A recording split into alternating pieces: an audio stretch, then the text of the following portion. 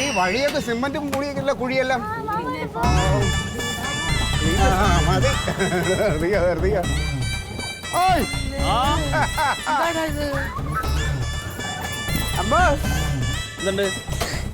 എന്തോ പെട്ടെന്ന് പോകുന്നത്?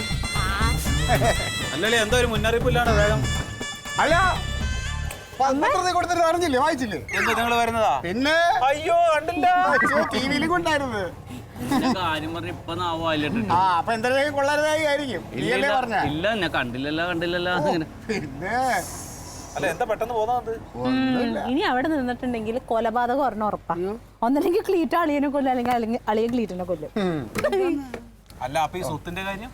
അല്ല അതൊക്കെ എന്റെ പെങ്ങളോട് ഞാൻ എല്ലാം പറഞ്ഞിട്ടുണ്ട്. അവളുടെ പെങ്ങളോട് നീ എങ്ങനെയെങ്കിലും പറഞ്ഞാ പോരെ, ഈ കൊച്ചിന്റെ കാര്യം തീരുമാനം. ചെറുക്ക് അവിടെ നിൽക്കാൻ നിവൃത്തിയില്ല. ആ മനുഷ്യനെ പൊന്നോ, മനുഷ്യന് സ്വൈര്യം തന്നിട്ടില്ല. സ്വത്ത് അവിടെ തന്നെ ഉണ്ടാവുമല്ലോ, എങ്ങും പോകുന്നില്ല. സ്വത്തിന് വേണ്ടിയാണോ അവന്റെ ഈ വഴക്കും വയ്യാവേലി? ആ എന്തായാലും ക്ലീറ്റ് അറിയാതെ വിൽക്കാനും പിടിക്കാനൊന്നും പറ്റൊന്നുമില്ല. കണ്ടല്ലോ അമ്മ മുതലിനെ.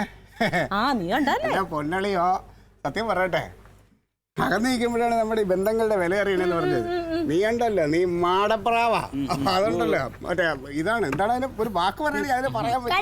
കഴുകനെന്ന് പോരാ, കഴുകനെന്ന് പറഞ്ഞാലും പറ്റില്ല. അതിനപ്പുറത്താണ് ഞാൻ ആലോചിച്ചത്. മനസ്സിലാക്കിയല്ലോ. മോതിരൊക്കെ വാങ്ങിച്ചു. നിങ്ങളൊക്കെ പോയപ്പോ ചെലവ് പറഞ്ഞല്ലോ, അപ്പൊ അത് പ്രമാണിച്ച് വാങ്ങിച്ചതാ. നല്ലതാണ് കളിയാ, സ്വർണം തന്നെ. പക്ഷെ കല്ല് വെച്ചതാ, പണയം വെക്കാൻ പറ്റൂല. വൈകിട്ട് നേരത്തെ വരുമോ? എന്തേ? കുറച്ച് ഫീസ് കെട്ടാനുണ്ട്. ഫീസ് കെട്ടല് നിർത്തി. അയ്യോ ഒന്നും ലീവ് എടുത്ത നേരടാ, ഇന്ന് പോകണ്ടടാ. അയ്യോ മുട്ടായി വേണ്ട, അവിടെ പല്ലെല്ലാം പോയിരിക്കണം. ബോംബെ മുട്ടായി.